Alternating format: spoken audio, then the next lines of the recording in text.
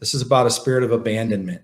Um, a lot of times God brings this up because it's real.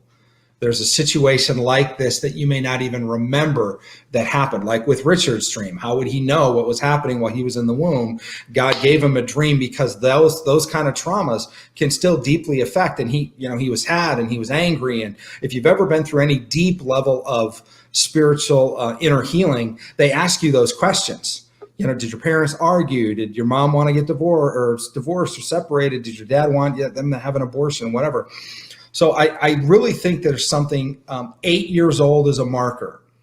So when you were 8, you dreamed you were in a car. So I would ask your mom, first of all, if anything happened around the time that you were 8, because the time that you had it is significant.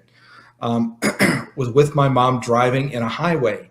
Now, it could be that I don't know if this actually happened, but I feel like there is a level of truth to this dream that God is highlighting it. And the best way to show you when you were 8 years old was through this scenario.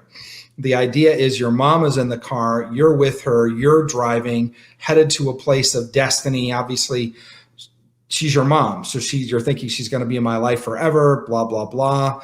And all of a sudden she pulls over and she got into somebody else's car and you're left there. So you're not continuing the journey with your mom. Your mom is not helping to drive you to the place of your destiny and moving you along, journeying with you in life. And so you wake up sobbing like, why was I left behind? And so that's the question. Whether it's real or it's just a dream, the trauma can be just as visceral, not always. But I would ask if there's anything that has to do with any abandonment issues, if your mom ever left for a time, if your mom, well, even, the dream is kind of self-fulfilling. Like you get up and you go into your mom and dad's room and your mom's gone. So it kind of reinforces the idea of abandonment.